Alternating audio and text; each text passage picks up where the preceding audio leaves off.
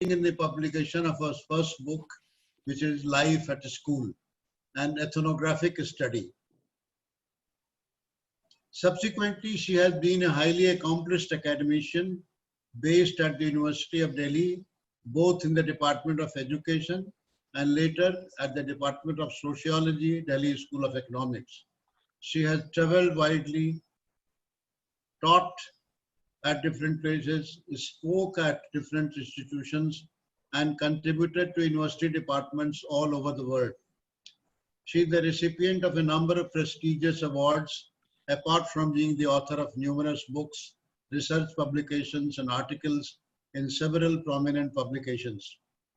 Prior to joining Rishi Valley Education Centre in 2019 as its director, Dr. Thapan held the position of Professor of Sociology and Director, Delhi School of Economics, as well as head of the D.S.Kothari Centre for Science, Ethics and Education in the University of Delhi. We are grateful to Dr. Meenakshi Thapan, who accepted our request and is with us today to give a talk. And the theme is self-knowledge and relatedness in everyday life. Before I request Meenakshi ji to start her discourse, I'll just briefly tell in 1 minute what the custom is. I think Meenakshi ji will speak for as long as she wants. And then there will be a brief observation from Dr. Gajanan Rao and anybody else maybe. And Harsh Tanka sir has come, sir. Harsh Tanka sir. Okay, so another observation from Harsh ji, and then there will be question answer session. This is the way we have been conducting it. With these words, may I request Meenakshi ji to please go ahead and start the talk. Meenakshi ji. Thank you so much for such and I humble you because you all are probably much more, have been reading and understanding Krishnamurti for many, many years, while I have been busy with university life. So I'm sure you're much more knowledgeable in that sense. But since Dube ji and Sushil Kumar ji have been asking me for a long time, I felt that I must also join you all and I think it would be in that sense that I'm talking with you. Just thoughts on this. So why did I pick this topic of self-knowledge and relatedness? Because as a sociologist, it has also interested me that there is a lot of work in the field of sociology and social psychology on the individual self and what is the self and so on. But a lot of it looks at our understanding of the self in the context of individuality, that how is the self constituted in psychology, for example, and when is it constituted, when does it get crystallized into an identity, how is that identity accomplished, and how does that identity play out in society. My understanding was from a different tangent, and I wanted to explore, and this is where Krishnaji has helped me a lot, to understand the self more in the sense of a social self. And I think even this has been studied in India, for example. We always say the self is not individual, the self is social, the self is familial, because we see ourselves as part of a family and community much more. So in that sense, it has been studied, but I think there is another dimension which Krishnaji has brought, which is I consider crucial. And that is that see the self not merely as social in terms of the family or community in which we are located, but also as connected to the larger world. And that in that sense, you're connected not just to social beings, but also to nature, to the environment, to ideas. How do we have to ideas? How do we object things at us? So I think I sort of begin with that view that what is the relationship of the self with social life? And in that sense, I'm trying to also understand how does this take place in our everyday life? So let's not talk about realizing the self or understanding the self in some other world or in some, for which we have to work very hard. Actually, it's in our everyday life that the social self is manifested. And how does this happen? So for this, uh, I actually consider that we have to look at the lived experience of everybody in everyday life. And how do I articulate my experience? Is my experience only about myself, or is it in connection to others? What is the focus of my understanding when I relate to others in everyday life? So in that sense, I would argue that being social is actually at the core of selfhood. Is being independent, individuated, is all about sociality. That is how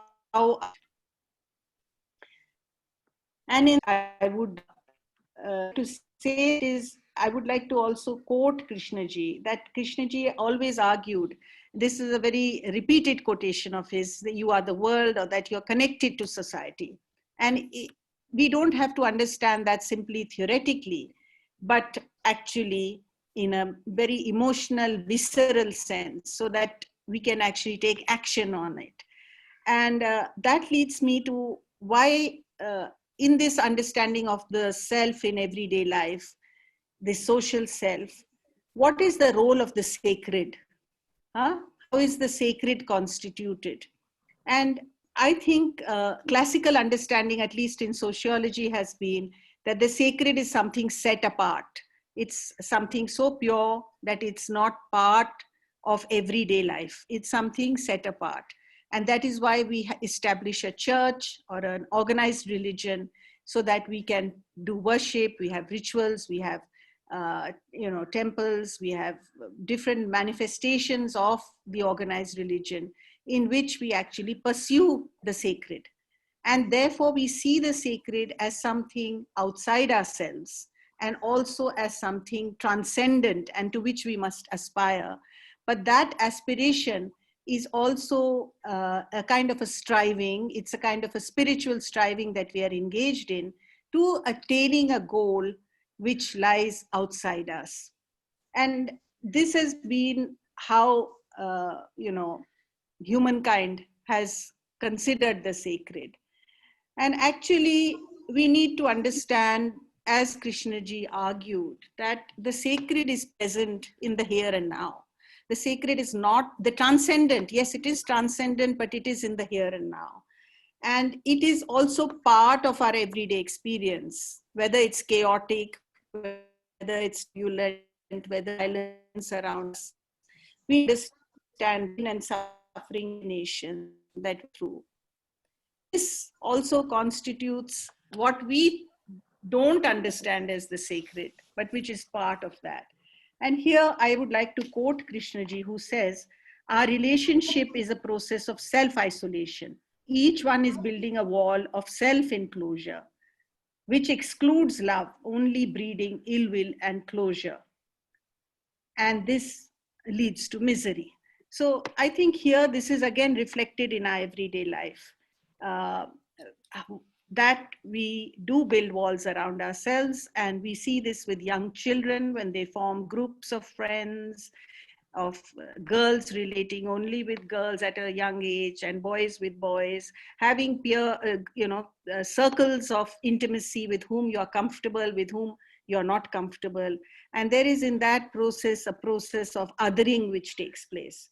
That is, we are excluding others. So we tend to keep ourselves as self-enclosed and isolated individuals. And then we realize that, but this is not, perhaps something is missing in our lives.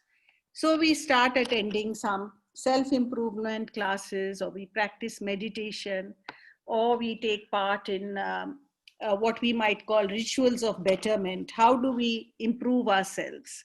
whether it's through yoga or vipassana, or also of reading particular kinds of books. And Krishnaji used to often say that you might do this all day, or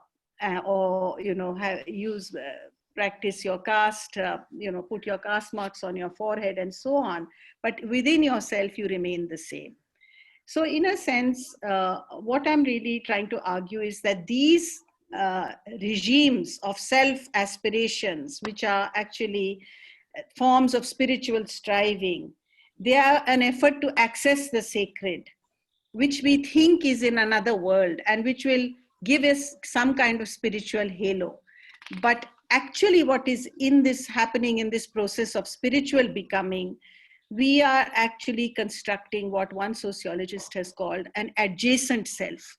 So there is the self which we don't seek to understand, or we don't seek to try to engage with, but we simply keep striving and we create another self which is next to to your own self.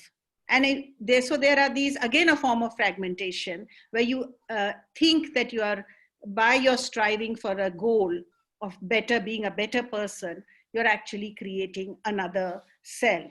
And that self, adjacent self, it's not actually part of our everyday life, because our day life is caught up in all that is around us with what we are engaging with. But we are sort of put blinkers and we think that we have another life that we are aspiring to. And so that self, in a sense, we are in a sense existing at two levels. That is, we are present in our daily lives, but we are attempting to move beyond it and looking for a life of virtue, which is actually, we think is not present in our lives. So in a sense, we are fragmented selves, where we are ignoring our present and focusing instead on a future, which we might attain, hope to attain. It's not a certainty in any way. And so in a sense, there is a division between the self and the adjacent self. There is already a division. And in a sense, Krishnaji rejects this process, as we all know. He considers this as a striving toward an attainment of a value. And he says, we might explore with Krishnaji the question, what does it mean to be? I'm quoting him. And not to become through a kind of spiritual striving, he says, but simply to be. By making an ideal out of a virtue, pursuing it, making an authority out of it, because it is what you strive for, he says, we create in our minds the authority of an ideal, which actually does not exist. So I build an ideal and I desire to live according to it, because that is what someone says, or which I may also rationally start saying. I might start, justifying it to myself. But actually I am in myself, battling with myself. I'm imagining that this pursuit of values, higher values, will lead to a better life. But I am, engaged in that is my daily. This is the fraction that there is daily. And what is this battle? The battle is search for something higher, search to discipline myself, to become better. And Krishnaji says that discipline is the cultivation of resistance, he tells us. What does he mean? That it is resistance to that which I seek to become is inbuilt in the act of disciplining itself. So in a sense, I'm actually enacting surveillance on myself. And because I seek to become a spiritual, better human being. So this is one understanding of the sacred. And another understanding of the sacred, as I already mentioned to you, is about the building of temples, the associated rituals, cults, ashrams, all the associated authoritarianism, hierarchy, and politics that goes with it. There may also be a very personal view of the sacred. And that is when I try literature which talk about this. That is, to what extent do individuals become travelers on the path? And these, some of these writings are actually quite inspiring and valuable for us. But I even want to go beyond these kinds of understandings of the sacred, whether it's through the striving or through the personal goal for self-realization. And then it's the third understanding of sacred that resonates to my mind with Krishnaji. And that is with our understanding of one's own life in connection with others, whether these include other humans, nature, ideas, and objects. So this brings us to at least the idea that then if you see yourself always in connection, then you're not an isolated being separated by caste or class or gender, etc., but more importantly, connected to one another. And this idea of the transcendent as actually being present in everyday life is in relationships of interconnectedness and also interdependence, because we are dependent on everyone else, is the way only we see ourselves not as petty little selves, but also as extending the boundaries of ourselves outwards towards others. So I think it's very important to see this. And as Krishnaji asserted time and again, we are the world and the world is us. So can we not just simply say this theoretically, but really connect to it with an emotional aspect? And it is this sense of shared humanity, which is another phrase that has been used, and this has been used by the Dalai Lama, for example. He talks about how there is a need for understanding of interdependence as a key feature of human reality, including our biological reality. So there is no, scientifically, it's not possible to think of ourselves as individuated cells. And it is because if once we get this understanding, we actually can move outwards from our little selves towards humanity. And I think it's also not, it's also important to understand that this, this under view of being connected to others is not, cannot be a utopian view, because there are what some scholars have referred to exigencies of the time. And these are, there will continue to be efforts through which people look at each other with suspicion, with violence, with the idea of difference, whether it's in terms of race or in terms of, you know, as we see in terms of all the recent conduct in the US vis-a-vis Black persons and the movement there for helping the Blacks. So there is, these will be present. So I'm not talking about some ideal kind of thing that where we are going to do this, but we need to work towards that. And it is again Krishnamurti who actually said, unless you and bring to will be no peace. When Krishna says you are the world, I think there's a twofold expression there. On the one hand, he's saying that the individual must act and change oneself. Only then can you express yourself in engagement with the social and cultural political world. So even my action, or what I may call agency, is not an individual phenomenon. It's actually geared to the social and public good. And I think this is something that was always overlooked in at least the academic understanding of Krishnaji in the space, for example. He was always concerned with the public good, with social good in a larger sense, that his work has always been seen as being limited to that of philosophy and to that of self-realization. But in fact, it is connected with the social and public good. And I think this now brings me to my third point, which is for Krishnaji, what was the most significant way of this engagement with the social? If I can just read out a very brief quotation from him, because it, no doubt, it is the movement from the inner and the outer. He often referred to this as a tide which goes out and in. So self-knowledge is crucial, but at the same time, the connection with the everyday life. He says, you are concerned with the misery of the world, the poverty, the degradation, the starvation, and you say, what can I do? Either you thoughtlessly join an outward revolution, try to break it all up, and create a new kind of social structure. And in the process of that, you will again establish the same misery. Or you will consider a total revolution, not partial, not merely physical, in which the inward structure of the psyche will act in an entirely different relationship with society. So what I'm trying to say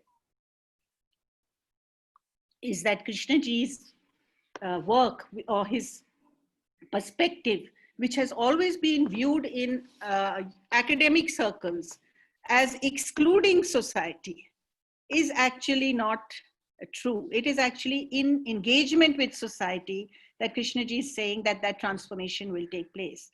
And in his own life, he set up educational institutions. And why did he do that? Because he believed that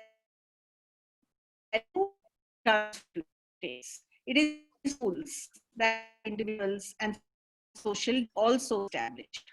And we have the presence of so many schools in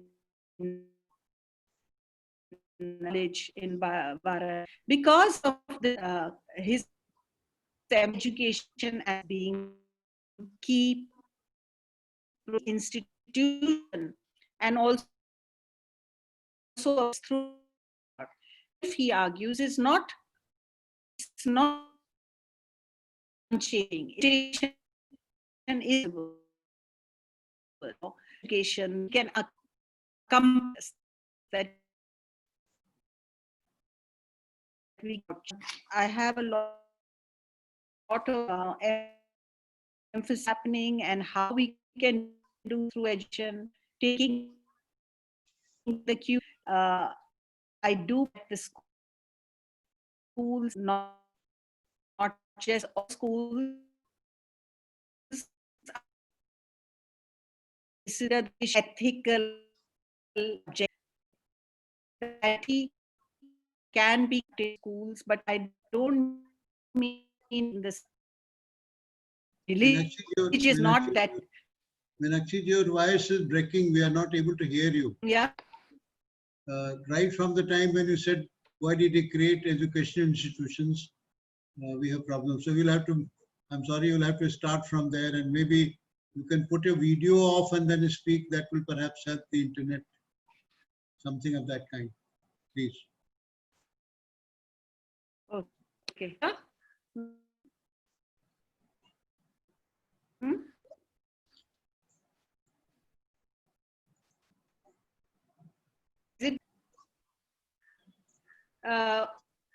Is it, are you hearing me now? Yes, yes, we can, yes.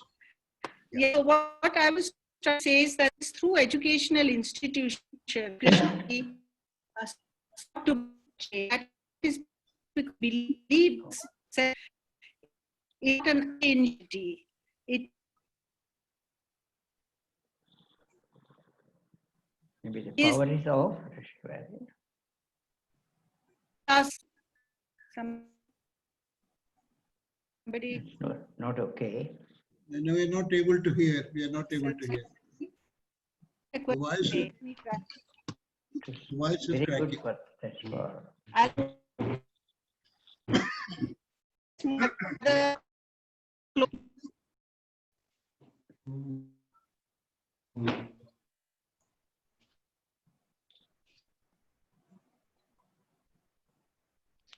You're in Rishi Valley, Meenakshi ji? Or are you in Rishi Valley?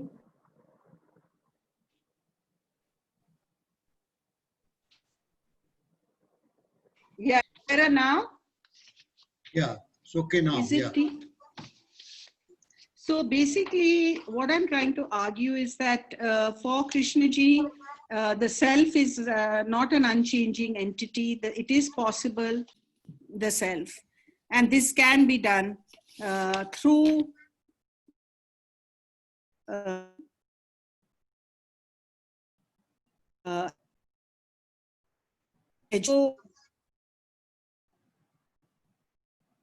what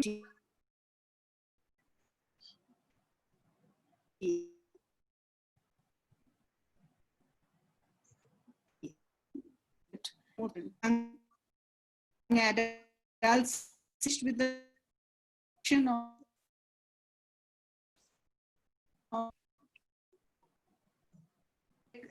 being.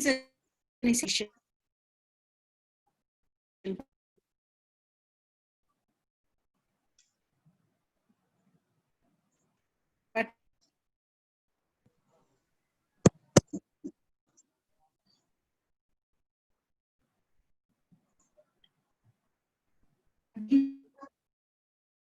by this is a significant role that schools play, and therefore as teachers, as educators, our responsibility is towards developing this morality. Children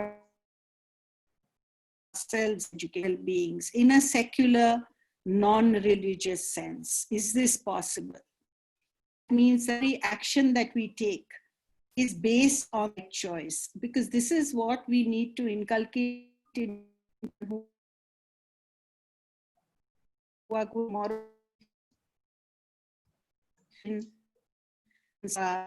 Is it possible for us to make right choices? So we can then talk about how this is done in Krishnamurti schools, to what extent we are able to do this, to what are the difficulties and challenges in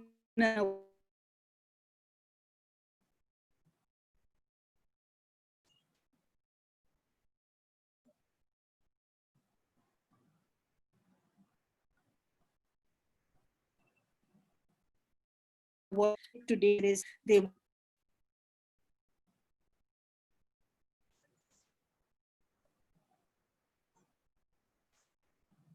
watch film,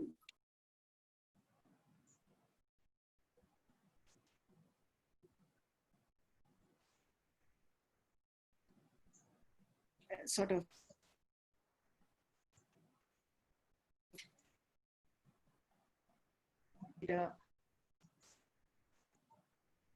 repeatedly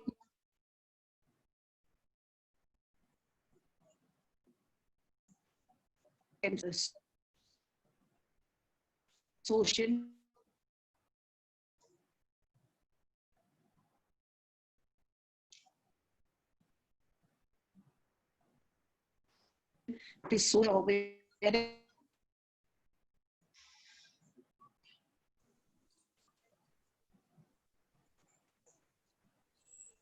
may not think stop here. I can take, we have a lot of material that from share from we are working in our schools, the difficulty, what are the challenges, what things like to stop here. Meenakshi, we are not able to hear you at all. Can you? No, we. Dube sir. Yeah. Dube sir. Yes. Can we go to Gajanan Rao and then come back to ma'am? Because it is not possible to hear. No, I mean, actually, we are not able to hear you. Yeah, yeah. There's some problem with the internet, perhaps. I have stopped now. I said that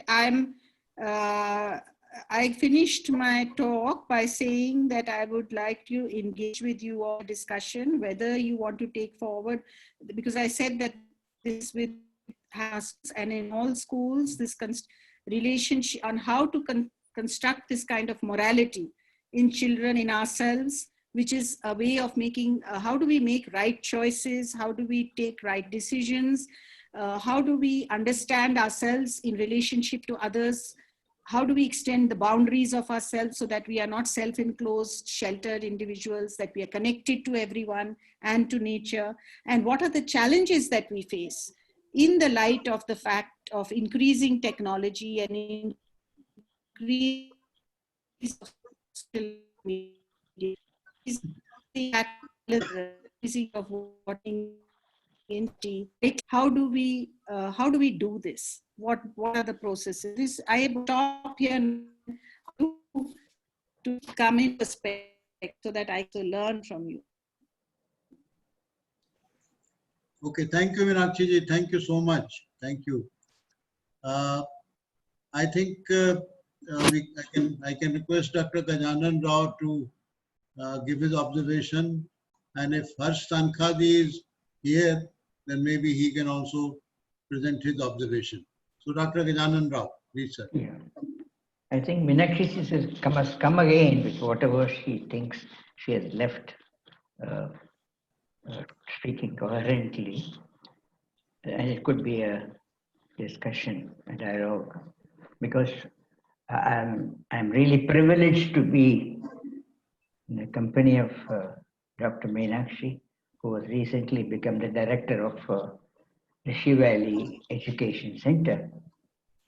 And the number of years she spent in the milieu of Krishnamurti and the pains she took to bring that book, which is wonderful, what is schooling and what does it do to a child growing in such schools. She really gave us an idea how we are too individualistic, thinking that we are the world. No, not we are the world. We are imprisoned very much within our boundaries and think we are the world. So this is what Krishnaji is trying to push us out of the boundaries, come out openly.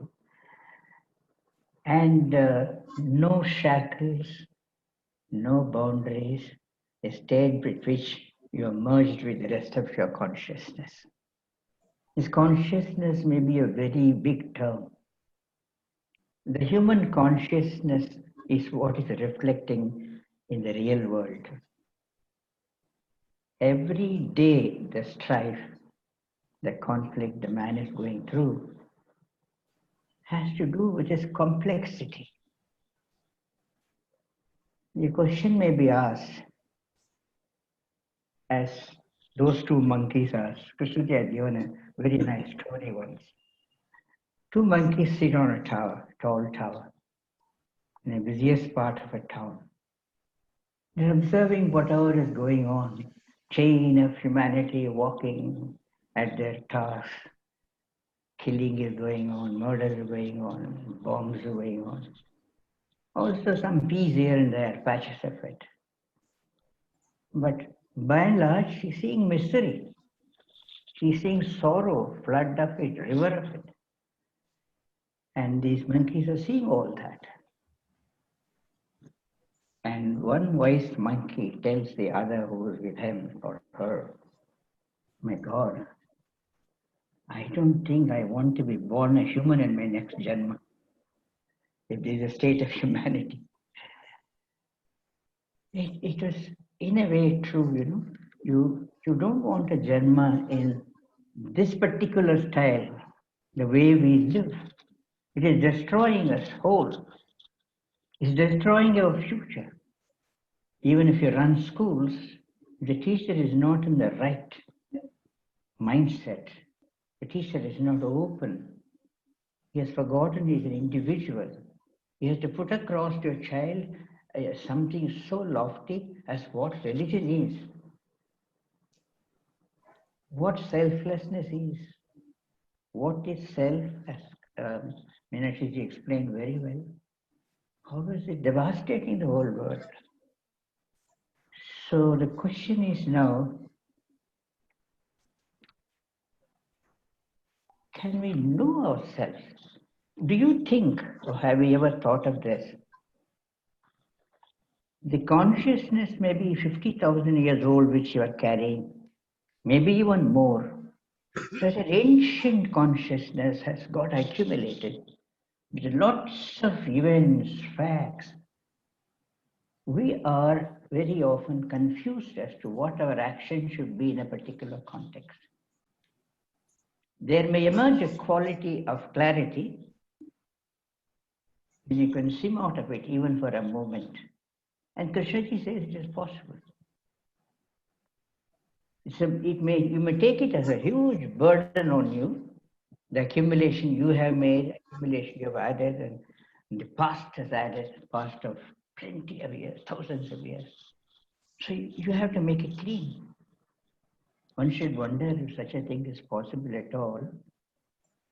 It seems so simple. Krishnaji said once, I think I told you, when somebody asked in a small discussion, said it's all too complicated.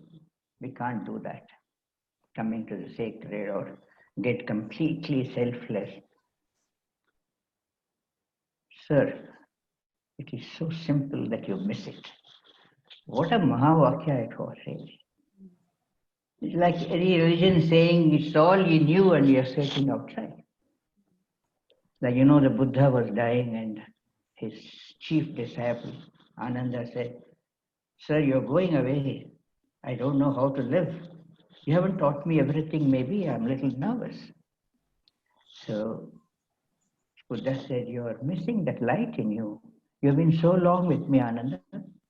Why have you missed that light in you? Look at it, use it to simplify your whole life. Krishnaji has said that. Krishnaji has said once, I will teach religion to schools at a very early in their life, very early age, even they're just past kindergarten or third, fourth standard. But he will talk to them in a certain way that they will quickly understand. That was a teacher in him. And now he became a world teacher. Not complicated. We all think we cannot do it. We come to a conclusion we cannot do it. It's impossible. We are a mess. And the world has caused it. We also go to that extent to say the society has put it on as a curse. So here's the way he said, you can be out of it, you can be with the society also.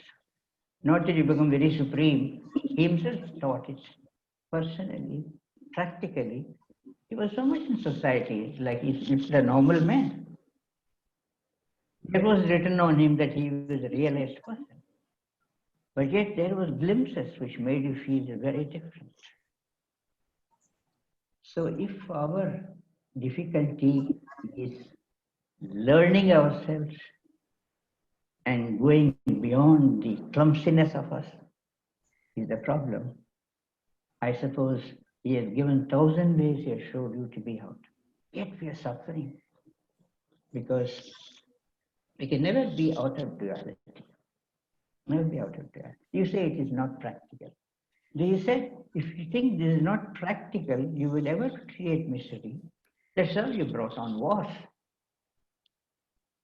I really don't know myself. The other day, there was a small meeting in the hospital and the accountant said, see, I may get very impatient, get angry. Don't blame me. I know my limitation. And I was thinking and then almost mumbled, and where is the problem? If you know you're limited, and if you know what is limiting you, I suppose we must perceive it and be of it. You may say more easily said than done. If you don't make use of opportunities of knowing yourself, when there is a torch put on yourself and your behavior, in social circumstances, you are at a meeting, you're talking with someone, you're talking with your wife, you're talking with a friend, he's got a beautiful car and giving you a thing. Can you see in yourself a trace of jealousy rising?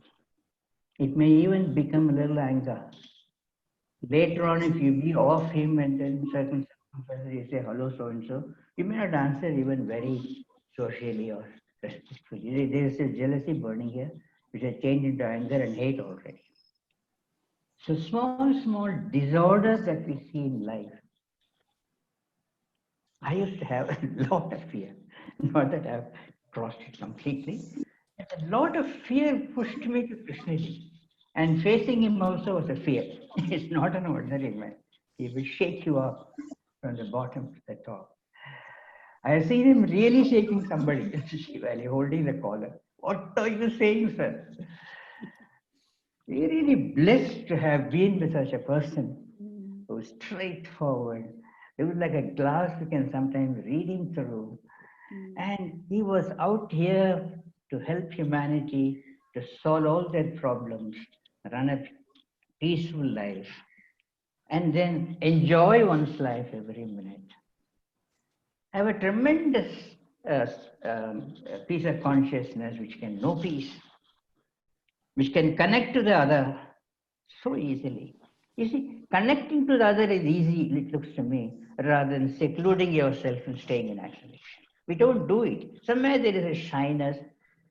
There is a shyness that what the other man would think of me. I also want to be in the mind of others as a sort of big man, socially respected, scholarly, and all that. But that can take a beating is always a fear. That's what I thought my own fear was, never thought. So I feel Mrs. Thapan was trying to bring this out as to how can we break the boundary, which is very close to yourself. Or is that possible at all? Between two people, why is there such a width of a space? Why are they not together? If you see in Krishnaji, he very often used the word together. I always imitated it when I am alone. Together. It will be kind of a, let us be together. Examine it together. See it together. So one of these things, or looks to me, I know I have done it. You may do it also. You also don't know, must have done it sometimes. When you see the tree, he says, the tree is not there. You see it properly, beautifully, closely. You can become it. It happens much more with music or something that you have passion for and enjoy it. You merge. So such a merge has a different quality. You're not in isolation. So is the other maybe, I don't know how many miles away. Our life has been too long already, human life. Although it has evolved in a certain sense, it has only damaged itself much more than evolution. So similarly, when the topic is, can you know yourself and not do anything? That's important in Krishna's teaching. You see anger, the moment you see anger, your question is, I must work on it. I must get it out. Is it possible to be with it, see it better, properly? There were discussions of this kind in Indore earlier also. Where, as Krishna says, seeing becomes doing. Seeing becomes being, not becoming.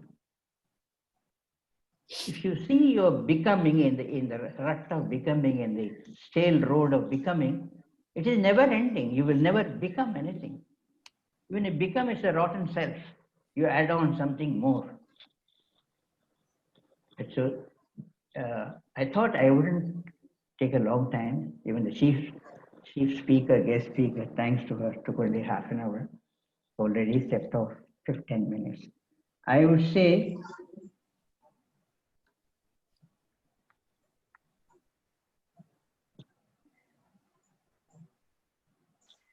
yeah, all right. We are not perfect human beings. In recent times, you see so much in the media that's going on about human beings and their disastrous behavior. We really want something to make us happy, something to make us very satisfied, something to, give us great joy, which cannot not happen by thinking. Because we have put in this consciousness a lot of elements which only generate disorders. Maybe fear, maybe anger, maybe jealousy, maybe self-centeredness. So Krishnamurti is saying, in company with the other, in relationship, he said, the life is a relationship. The words are really Mahavakya again. Division creates conflict. There are real Mahavakyas. When the whole life is relationship, where do we relate? Do we relate with the neighbor properly? Do we relate with the dog on the street? It may be have a wound, it may not be able to walk. Can your heart go out to him? Simple things children can be taught, not by words. By teacher is that, and the student becomes that. So the point is to see our disorders in consciousness, buried in, grown there, cultured over centuries, over million of years maybe. So you will think it's something impossible maybe, and you can't crack it. My position is, and I'm not saying I have done it, please. My position is, I won't say it's impossible. It will be possible because these are things which come practically in front of you to see. If you miss it, you don't see it again for a long time. If that momentary seeing gives you an insight, there is a change which we don't even recognize, we may not know. It has relevance to be in good company, therefore, relevance to go through the right schools, otherwise the conscience gets more and more corrupted. Even in our own schools, where we try to change the whole generation, that's the dream, it cannot happen if children are not put this essential learning in them, that first of all, learning is not cumulative. Learning is not to store and use it like a formula much later, but learning is now. And that learning has a lot of validity than your books of history, geography, and all that. So I don't know completely as to what he means by learning now. There should be learning rather than other kind of learning, accumulate and write examinations and all that. So if society, your own circumstances present chances to see and learn, to listen and learn, can you be on a path of setting a very beautiful life, enjoyable life, with a lot of good relationship around? You don't look at other and become a competitive person to him. In business also. Even in business, you can keep up all this to an extent. Can you be very happy your business and another man's business have started together, but that man is flourishing, you're far away, something happened that you lost a lot of things. We are in miserable circumstances now with COVID, completely pitched in the place you are. Just you can look out of a window, that's all. If you are, as it is repeated, we also better know there are a lot of comorbid factors. You dare not enter a thick society full of people, markets and all that. We don't know how many years it is going to be. Are you going to fight with it in what way? Are you silently observing this and learning something out of this? So I would not go farther. I want to say, children, we can learn from them. Young children who come to school have lots of innocence. Innocence is learning. Innocence is naturally there in a child. It's going to be corrupted by us. You've got to be very careful of step must be very, very careful. Because the teacher and the taught, can they be close together as friends? And so whatever you have learned, it will automatically pass to the child. Innocence is a great blessing. Innocence is not capable of being hurt. Innocence is not capable of hurting others.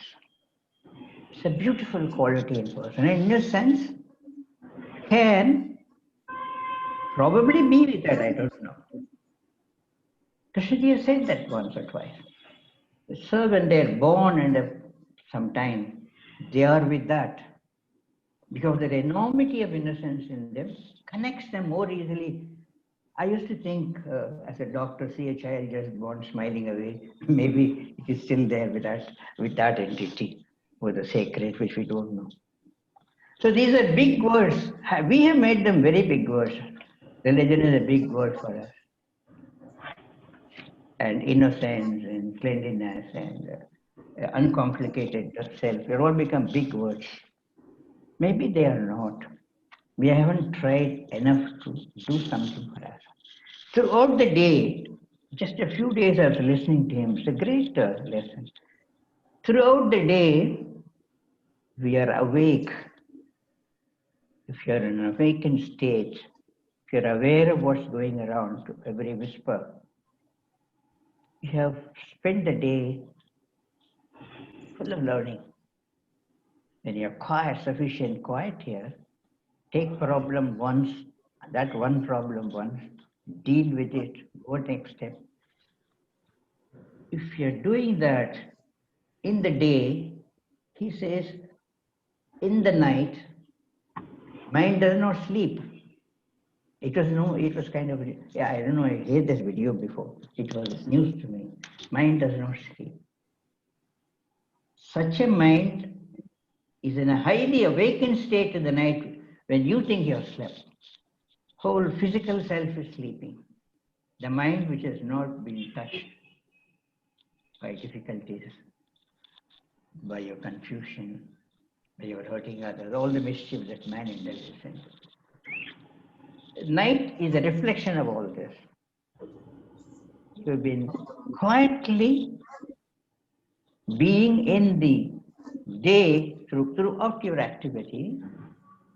Nights are very useful to you. In that state of awakening, it may even reach that, we don't know. We give the mind an opportunity. So I have only this to say, no doubt, the mind is heavily conditioned, one. Number two, our state of things in the world is very messy, very complicated. Man is killing another man, there are wars, countries are split, societies are split. There's nothing that is together to bring about a wholesome event. And we think it is impossible and given it up. The whole disorders around us, in us and around us, or they are staring at us, putting us into difficulties and begging us to change. Otherwise, you're going to be this forever. You will produce another generation like this, another generation.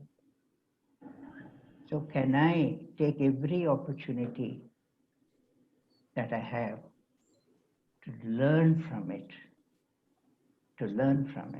not let it go. And whatever happens, happens. You're not going to do anything. That's very important. If you do, there is an effort, there is a self coming to help, and that again makes it complicated. Things, can they be seen? Learned. Like a torch. So as I see outside the whole lot of things that are happening, can I will use a word, doesn't matter, train to see inside, turn my eyes inwards, which is again not a very big word, no? You see a clock outside, tree outside, sunlight outside, beautiful stars outside. Like that, turn inwards what is going on in is possible. And such a thing brings a certain change in you. You could call it evolution, revolutionary change, whatever. If it doesn't happen also. Don't brood over it. Don't bring in more effort and more battle. So it's essential to step on all this lightly. Not get wedded to it. I shall do it, which brings a question of will. Will is nothing but a conglomeration of strong thoughts. Desire is worse than desire. So you do much more troublesome things. You might even kill a man to do what you want. So this is all, there are 1,000 pages to read. You may think there's no time, but please let us look at it as a very joyful walking through all this. Learning must become pleasure. And then you probably not attain or whatever. There is certain purification in doing all this. We have not even learned to see sharply at one thing. We have not even learned to have one thing in the hand and observe it. And observing such observation will dissolve that. We have not tried it. Keeping at one thing is not stagnating, it's moving. It's being more alive. That's the word. Let's become more alive, more aware, more sensitive. And I think we will see the day of clarity. That's why self-learning is useful in everyday life. Sorry, I think I've taken a lot of time. Thank you, Dr. Rao. Wonderful, wonderful. Harsh Tankha sir has come, sir. Harsh Tankha sir is waiting. I know. Very nicely said, sir. Thanks a lot. May I request Harshji now to present your First observations? question is, can you hear me? Yes, we can. Yes. Good. Okay, the problem was I'm driving in the mountains. I'm sitting in my car. Okay. And I went through a patch where there was no reception. So I heard the first 20 minutes Meenakshi ji is talking. Then I lost her. And now I'm on the other side of the mountain. So I can hear. I'm not happy being here, but you depress me with the way you talk. When I'm trying to be nice, when I'm trying to be good, you misunderstand me and you call me things. I don't like that. I also feel that you misunderstand me. I'm not misunderstanding. All I'm trying to ask you, but you can't tolerate anything. And then it's okay if you don't tolerate, I'll be quiet, but then you make statements like you're the only one who depresses me. I think somebody needs to mute their. Yes, somebody Please. needs to mute their. Yeah, there's Please, some kind of argument everybody, going on. Yeah. kindly mute yourself. There are lots of disturbance. Yes. I think somebody was trying to say something. Okay, shall I say something now? Yes, please. Well, first let me say hello to Meenakshi ji. Somehow, over the many, many years that you have been interesting and I have heard your name, we have never met. Though we have worked in the same area pretty much the whole working life. So let me say hello. I heard the first 20 minutes of what you were saying, and I would like to make some observations and then put a question to everybody really, but maybe to Meenakshi ji. I heard you talking about how the self is regarded and how we sometimes want to construct something like a detached or attached self or an ideal self that is aside or apart from the usual self. And so there are many ideals of self. And there are also many ways of self-knowledge. How do you attain, how do you get to self-knowledge? And this has been both in the Indian tradition and in the Western tradition for a long time. The Greeks said, know thyself. And more recently, people have said the only proper study of man is man. So understanding what we are, who we are, what motivates us, what are our desires, whether it has to be like that, whether something different is possible. This has been a major concern of humanity from, I would guess, even in tribes and in jungles and so on, there was always this question. And the question of the sacred, that too is another question that has been central to human beings. Once again, starting from tribes in the jungles to this day, there is always this sense that we have, almost without anybody having to, like an instinct, which nobody has to teach us, that there is something beyond the self. There is something that is, and in some ways, that is very important in our life. And most religions aspire to that, to the sacred. And Krishnaji was fond of saying that the basis of religion is the meaning of the word, the etymology, is from to bind, to bring together, or to see the connection of. And I think Meenakshi ji was saying that as well, that her view of sacred was also on how we are connected with everything in relationship, not just socially, but even to nature and to animals, to objects around us, the whole network of relationship that we live in. I think Krishnaji has clearly said that life is relationship. So I don't know, I missed a bit of what Meenakshi ji said. So I would just, an important question is, how do we understand ourselves? How do we get to self-knowledge? If we see that that is an important thing, then how do we actually know ourselves or understand ourselves or even see ourselves in action? And once again, relationship, as I think most of you have probably read already, is the important thing here. Because we can sit quietly under a tree or in our room and meditate, and the mind becomes silent and we think that we are free of all kinds of things. But it's going to be in our interaction, not just with people, but with life around us, with ideas, which Meenakshi ji mentioned, and that we discover really where we stand, where we are. Our anger, I'm driving a car, I stopped for the moment, but when I'm driving, I could easily become angry. I think I'm quiet and peaceful, but somebody does something and sort of anger arises in me. So it's really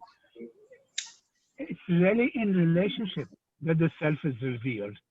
And if we want to understand the self, we really have to look in, Krishnaji has called it and others too, the mirror of relationship.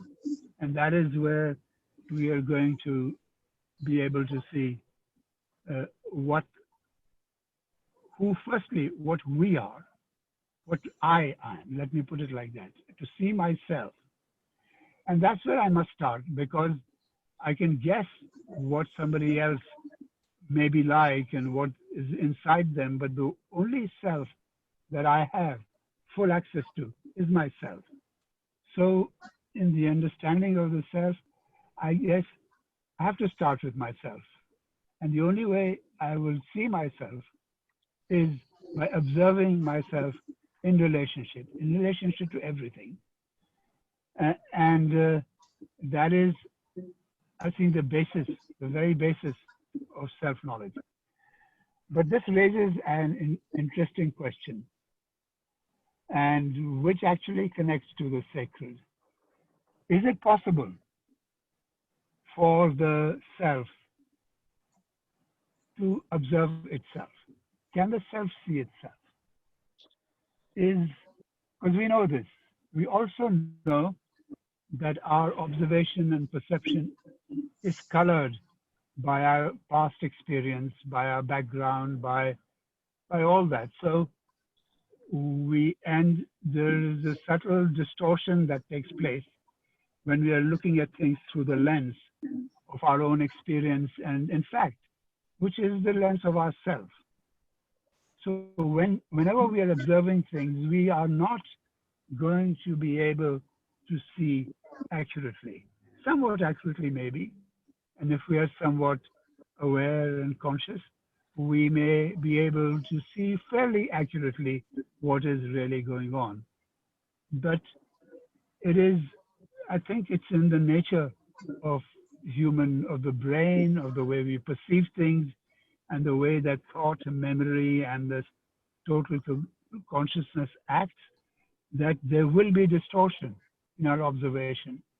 So Krishnaji raises this important thing. Can you observe without thought?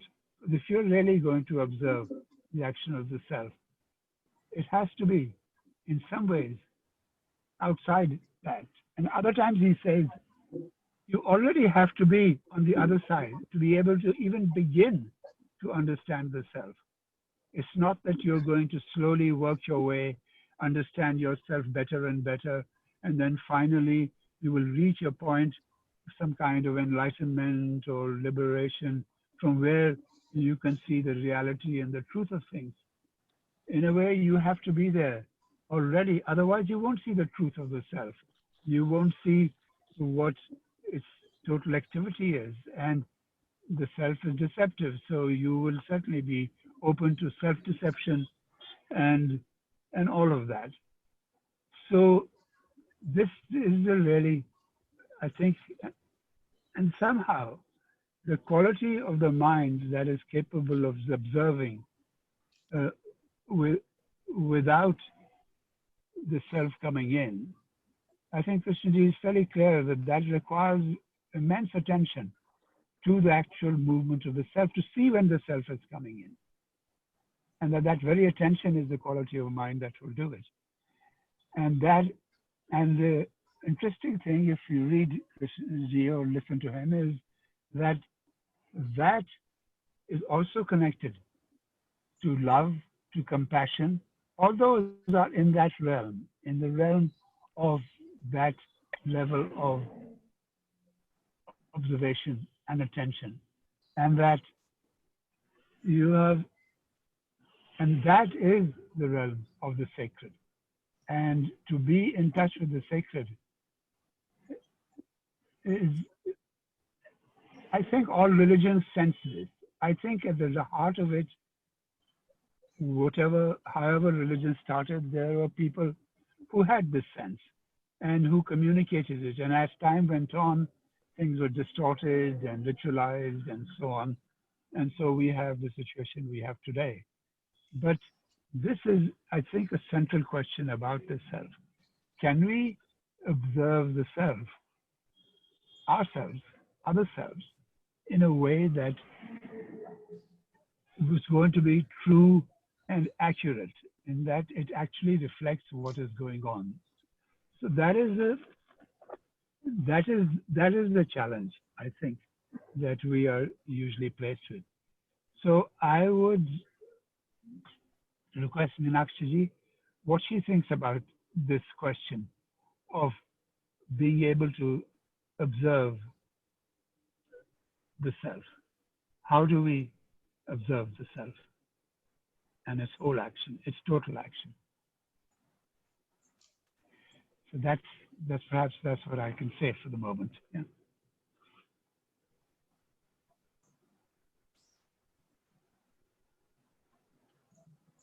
Actually, please unmute yourself. Unmute yourself. Yeah. Yeah. First of all, I'd like to greet Harsh and say that I've met you. You don't remember? I've met you. Actually, I have met you long time ago.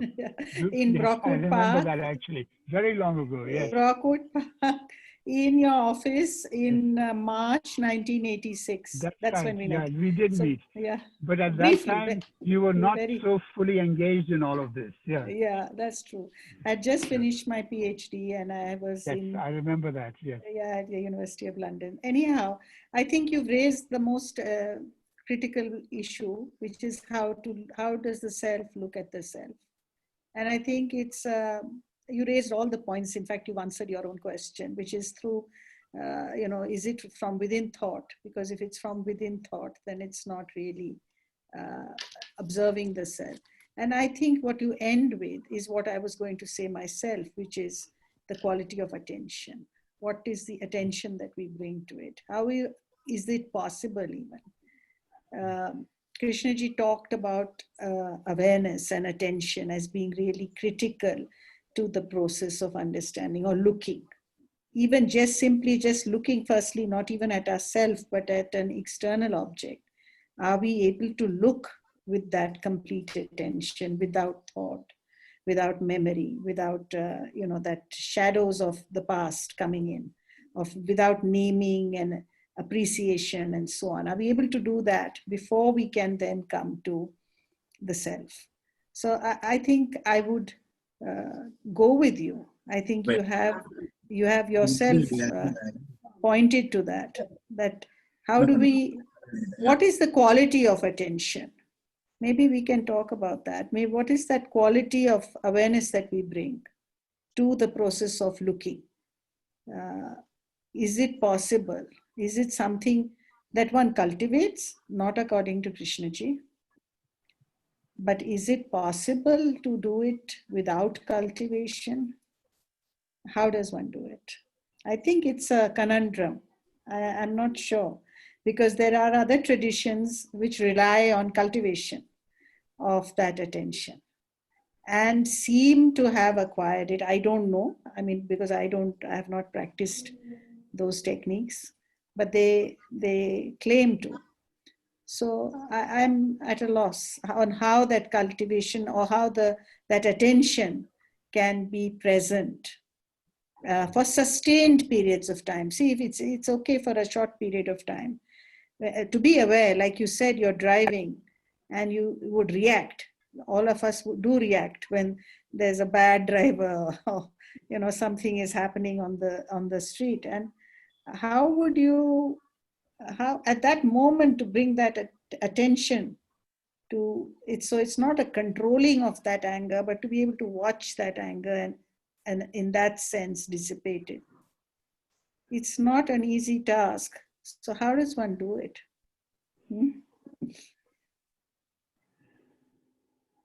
Would anybody else like to offer any views on this? Or I may say something. yeah. So when Harshji was raising this question, it just instantaneously what came to my mind, I'll just share that self is made up of things. Self is when we express it in language, it becomes a construct, and it's made up of there's a it's messy, it's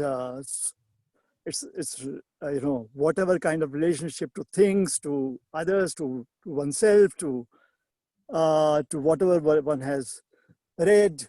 So, and that there is some kind of imagery of this life in relationship. And so it just, what came to mind was self is the things and seeing is the light. Now, in a way, the question becomes, can observe themselves? Or it's the light that is observing, the seeing. Seeing is not things. So, and when you, actually, when you brought in this attention, I think there's a clue, interesting clue in one dialogue with David Bohm, that they're talking about what is attention. And they say whether it is in the brain or it is outside the brain. So then they seem to point out, well, the capacity to attend is in the brain. It's part of the capacity of the brain. But attention itself is not in time. So that quality of awareness, that quality of attention, that seeing is, if it is in time, then it is part of the things. So that's what kind of my mind kind of reflected or shared with me. So I shared with you. Thank you, Vijayji. Thank you. Thank you. Only one disclosure, Tanka himself is driving. That's all. I've actually stopped. I've stopped because I can't, it's unsafe to drive. So I'm standing in a car, but I've stopped. Okay. You can continue driving and come to Jalna. You're in the mountains. Yeah. I think there is a question from George. Sir, would you like to just say ask your question? You have a very good observation you have made, and then the question. Go ahead and do that. Sure, sir. Am I audible, sir? Yes, you are. Yeah. Good afternoon, everybody. I think that thought is not something imaginative.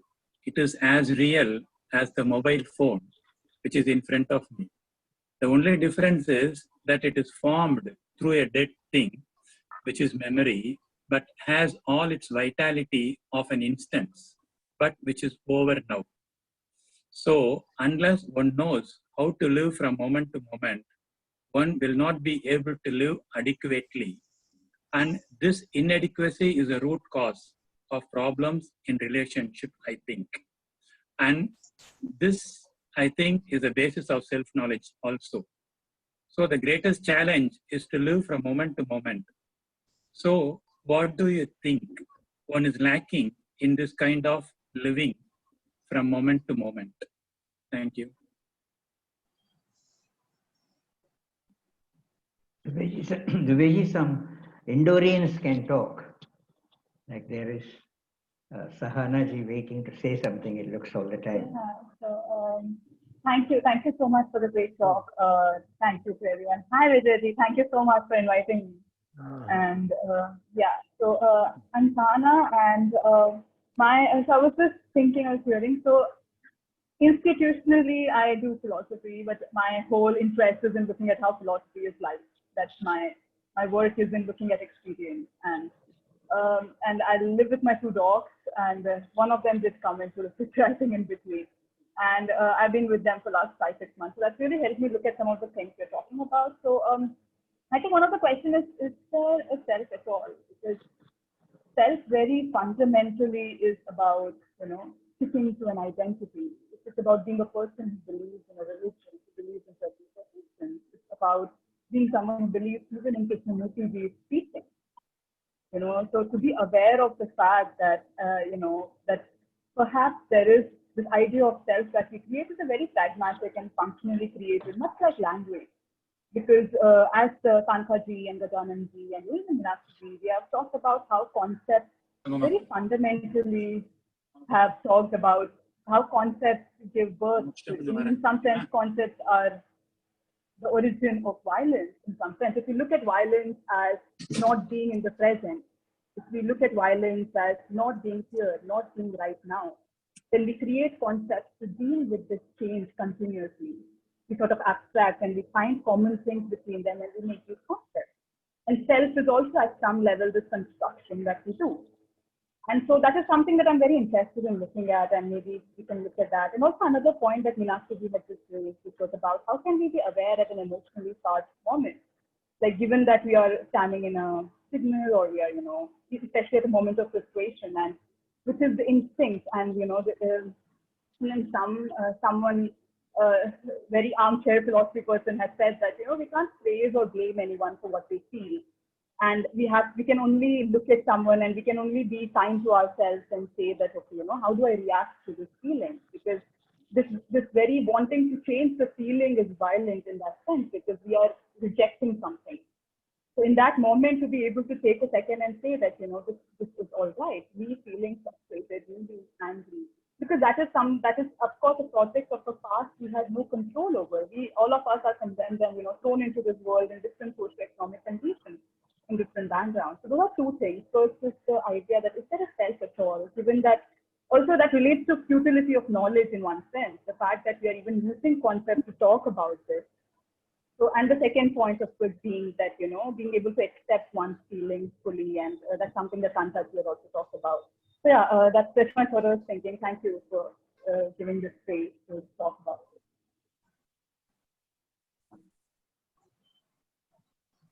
There is another question from Mandiri Shukla, Basanta College. Mandiri, would you like to say, go ahead and ask Meenakshi ji? Am I audible? Yes, you are. Good afternoon to everyone. Thank you, Meenakshi ma'am, for enlightening us with your talk. Ma'am, my question is, in the paradigm of self-knowledge, is there something that is right or wrong? If yes, how can we look at it in relation to the community we live in, or something beyond?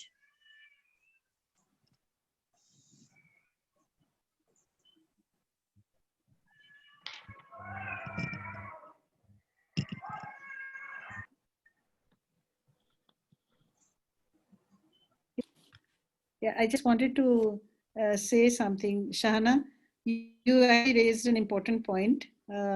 Is there a self at all? So who is this person who is has an identity of you being saying that I'm in philosophy and I work with philosophy. I live here with my dogs and I'm engaged in understanding. All of this is also connected to what we might call the self. Whether we look at it in terms of identity, we look at it in terms of expressions of the self, which is your personality or your way of resolving issues, which will be different from mine or from somebody else.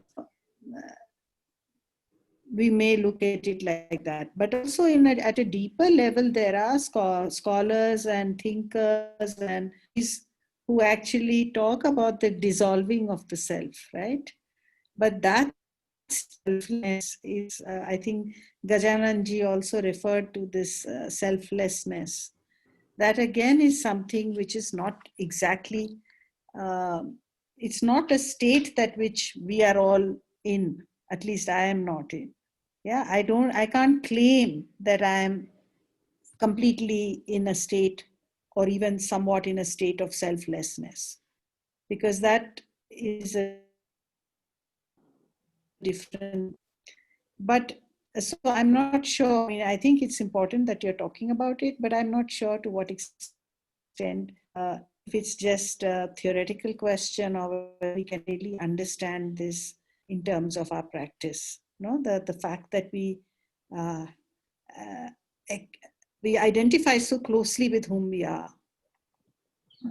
in the context of our own life, in the context of our own work, in the context of our family or the society we live in. And moreover, it's more like a journey.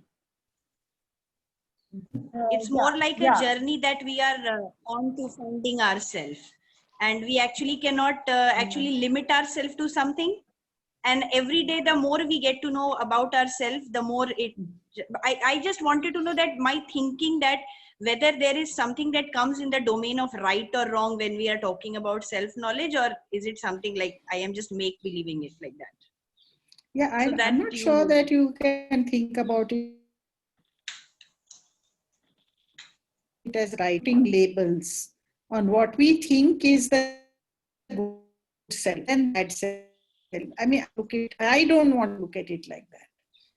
I don't know how psychology looks at it, because I stopped studying psychology long ago. I was, as an undergraduate, I studied psychology. So I'm not sure how psychology looks at it, but I don't think we are talking in this context here today of something being right or wrong. How do we understand the value on something which Krishnaji said, the value on that, and you are saying I'm going to aspire to that good self only. Not your reality, right? Your reality is so many things happening simultaneously. Anger is part of you, jealousy is part of you, envy is part of you. So will we say this is a good self or a bad self? So if I'm not jealous, then I'm the good self. But it doesn't work like that, no? So maybe we don't work with those categories.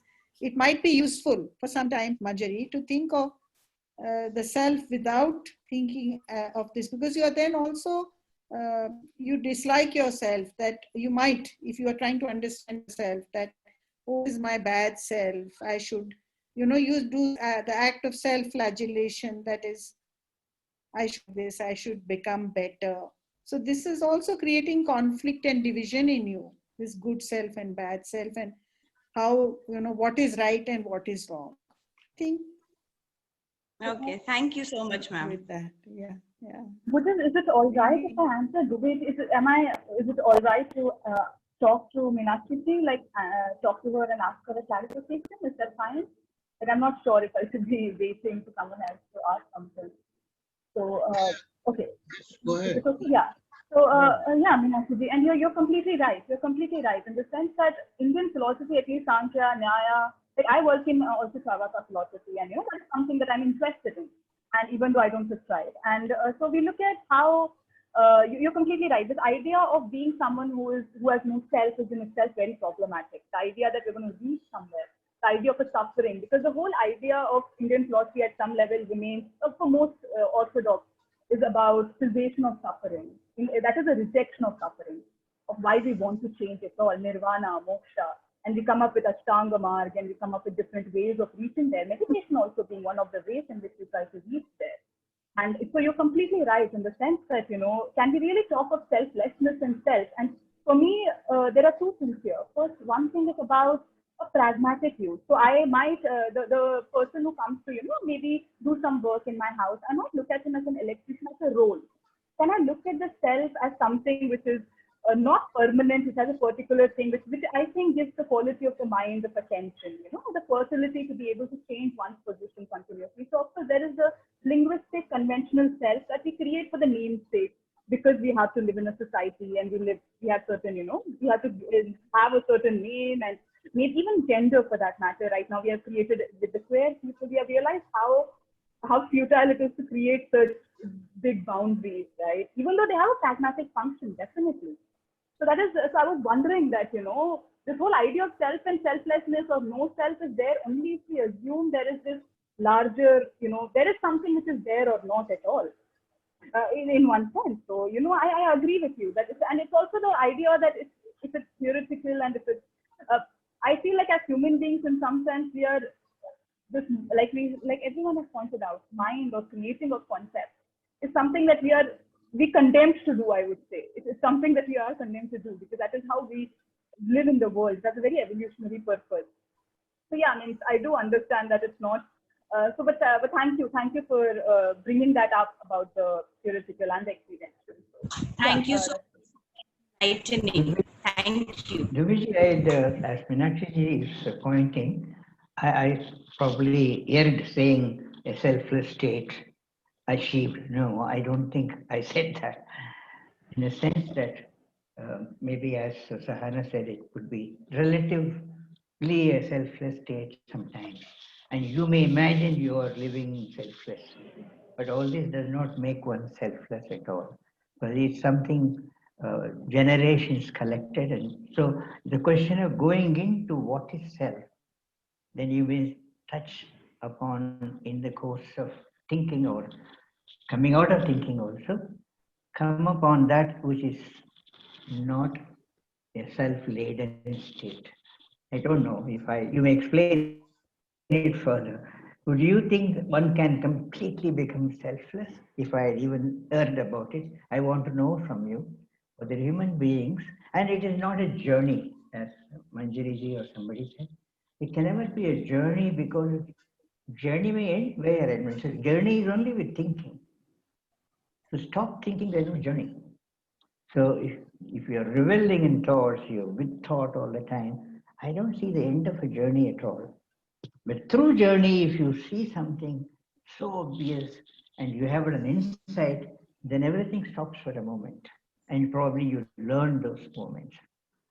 You might have had such moments in life, I don't know.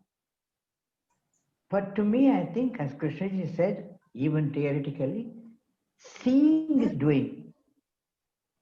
And there is a question of learning, I do understand, which won't get accumulated and become part of your lesson to be applied later on when there is a circumstance.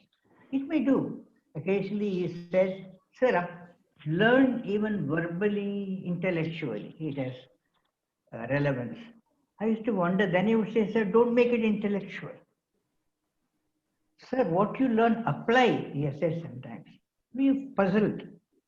But it applies when you have something in your bone and gut and blood. Something may come as even a surprise to you that you apply something right. And never get into the question of whether I did right or wrong, finish. You will never end that duality. Either it is right or wrong. You're just seeing should clear it. And there may be such a seeing, one has to wait. But he had said sometimes do a lot of homework, that's to do. But sometimes what is homework about it? If you would start a homework, then it shouldn't become a thing. With effort, you build a self with no self in it. Very interesting teaching, really. but it's something that you have to give yourself to it, like some of you maybe have. A life does not count. There are several lives. I'm not talking about Janma, next Janma, and better. Humanity goes on, no? It catches up. We can take the last question now. I think there is a question from Sudeshna. Would you please go ahead and ask your question to Meenakshi? Yeah. Yes. I am an educator in a non-K school. So in the present pandemic situation, I observe that both ourselves, the teachers, as well as my students are getting tied up behind technology. So all students, I feel, need to be told to look at life as a whole process, Krishnaji's teachings as one whole unit. So I was thinking there are only 4 or 5 schools in India which are K schools, and lakhs of students are there, so who are in non-K schools. So I was asking, how can we talk to my students without being moralistic or saying you should do this and you should not do this in non-K schools? We are sensitive as teachers. We are sensitive that they need to be told about this. So I'm going through this presently. So I would like to ask Meenakshi ji, because it's not possible for everyone to work in K schools. But I'm very influenced by case teaching for the last 10 years or so. I work in a Christian school. So my question is that the entire generation presently needs to be told about. One example is about technology. They're all stuck behind technology, social media. So looking at the whole process of life, as one as Krishnaji has said, and not only technology, success, competition. So I was from the point of view of a non-K teacher. What do you think?